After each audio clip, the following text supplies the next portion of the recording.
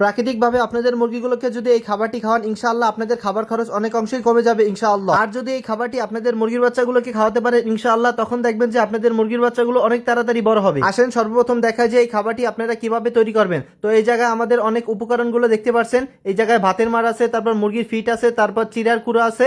তো সর্বপ্রথম আমি কিছু মার নিয়ে নিলাম, তারপর কিছু পরিমাণে চিড়ার কুড়া দিলাম। চিড়ার কুড়া দেওয়ার কারণ কি, এই জায়গায় ধানের কুড়া এরকম ভাবে পাওয়া যায় না। তারপর গমের ছোট গুঁড়া ভুসি আছে, এই ভুসিগুলো দিয়ে দিলাম। তারপর কিছু পরিমাণ সোনালী গ্রোয়ার ফিড দিলাম।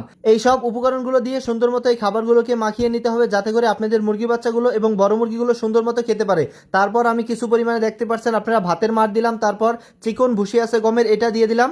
দিয়ে সুন্দর মতো মাখাতে হবে, না হলে কিন্তু আপনাদের সমস্ত উপকরণ যদি একসাথে না মিশে, তখন কিন্তু মুরগিগুলো এই খাবারগুলো ভালো মতন খেতেও না পারে।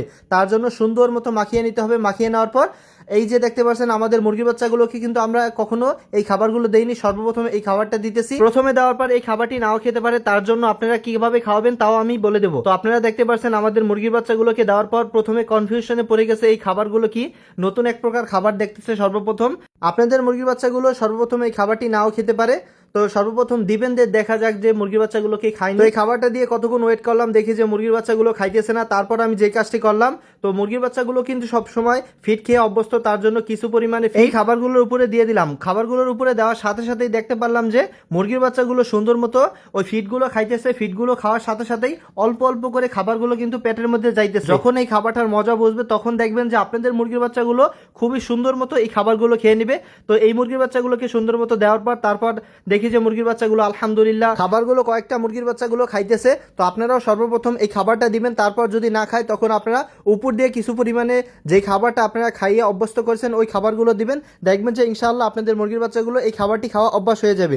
এই খাবারটি অভ্যাস করলে দেখবেন যে ইনশাআল্লাহ খুবই কম খরচের মধ্যে আপনাদের মুরগির বাচ্চাগুলোকে খাবারগুলো খাওয়াতে পারবেন। এতক্ষণ ছোট মুরগির বাচ্চাগুলোকে খাবারগুলো খাওয়াইলাম, তো এখন আসেন যে ডিম পাড়া মুরগিকে আপনারা কিভাবে এই খাবারটি খাওয়াবেন। ডিম পাড়া মুরগিকে খাওয়ানোর জন্য এই খাবারগুলোর সাথে আপনারা কিছু পরিমাণ লেয়ার লেয়ার অন খাবারটা মিক্স করে দিবেন। তখন দেখবেন যে ইনশাআল্লাহ আপনাদের মুরগির ডিমের পার্সেন্টেজটাও ভালো থাকবে ইনশাআল্লাহ। তো আমি দেখেন যে সুন্দর মতো মাখিয়ে তারপর আমাদের ফার্মি মুরগিগুলোকে দিলাম। আলহামদুলিল্লাহ আমাদের মুরগিগুলো কিন্তু এখন প্রতিনিয়ত ডিম পাড়তেছে কেনার পর থেকেই।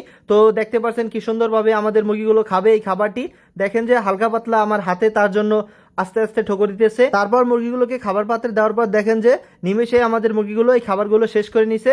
তারপর দেখি যে নিজের বাচ্চাগুলোকে খাবার দিয়েছিলাম, আবারও শেষ করে দিয়েছে খাবার। তারপর আবার খাবারগুলো দিয়ে দিলাম। দেখতে পারবেন আপনাদের মুরগির বাচ্চাগুলোকে যখন এই খাবারটি একবার খাওয়ানো অভ্যাস করাবেন, দেখবেন যে পেট ভরে আপনাদের মুরগির বাচ্চাগুলো এই খাবারটি খাবে এবং আপনাদের খাবার খরচ অনেক অংশেই কমে যাবে ইনশাআল্লাহ। তো ভিডিওটি ভালো লাগলে অবশ্যই বন্ধুদের মাঝে শেয়ার করে দিবেন। তো মুরগি বিষয়ে আমাদের পেজের নতুন নতুন ভিডিও পেতে অবশ্যই আমাদের পেজটি ফলো করবেন এবং আমাদের সাথেই থাকবেন। দেখা হবে পরবর্তী ভিডিওতে। পরবর্তীতে কোন বিষয়ে ভিডিও পেতে চান অবশ্যই কমেন্ট করে জানাবেন। আসসালামু আলাইকুম ওয়া রাহমাতুল্লাহি ওয়া বারাকাতুহু।